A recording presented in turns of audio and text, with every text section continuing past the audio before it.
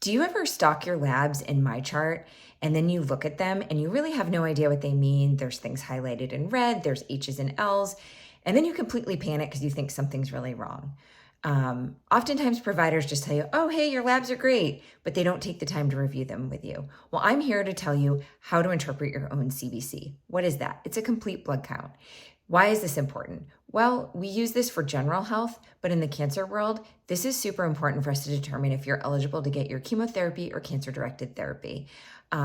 These treatments often impact the blood counts, and if they're not at adequate levels, we can seriously harm you. So we need to make sure they're safe.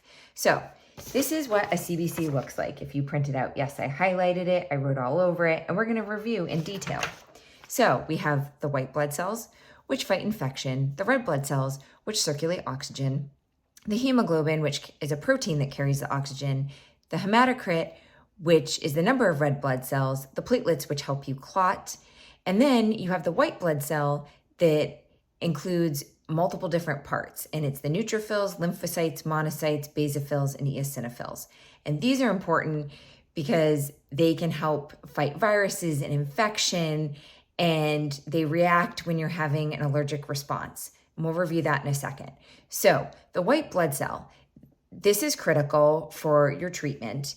A normal range could be like 4 to 10, but again, every lab has a different normal. And yes, you may get your labs back after cancer-directed therapy, and it says your level is like 1.9. And yes, that may be too low for your treatment, but what really matters is the absolute neutrophil count.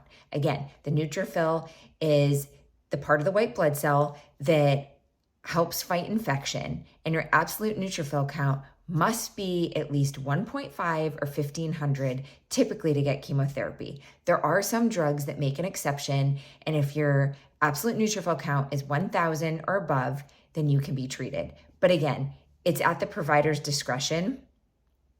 Also, we work with the pharmacists and the treatment team to determine if it's okay.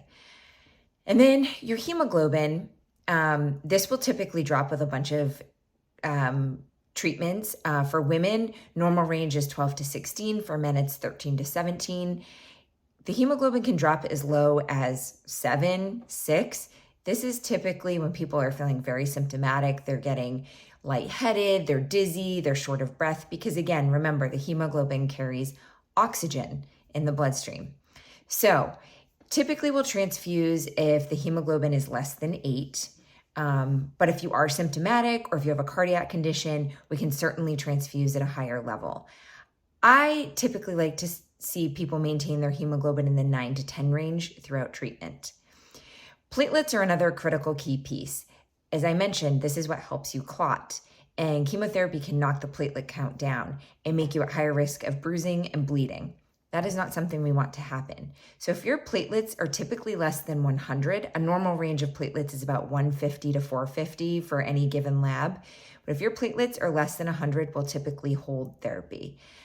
Might make an exception if they're 96, 97, 98, but the lower the platelets are, the higher risk you are of bleeding. Typically, we will not transfuse platelets unless your count is below 20. Sometimes the parameter is even as low as 10. And just a word to the wise, if you have low platelets and you fall and hit your head, please go to the emergency room. You're at high risk of having a brain bleed.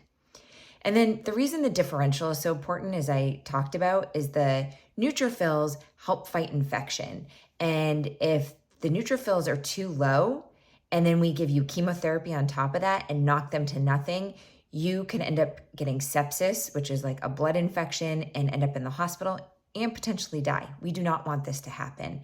So this is why we have such tight treatment parameters. And what are things we can do to get the blood counts up if we've knocked them down? Well, for the neutrophil count and the white blood cells, we can give a shot called Neulasta, Neupogen. There's many biosimilars. This helps stimulate the bone marrow to make more white blood cells. There's a shot for platelets that we can also give, not used as common, and as I described for red blood cells, we'll transfuse. So if you have more questions, please follow along with Functional Cancer Care and watch all my videos on YouTube.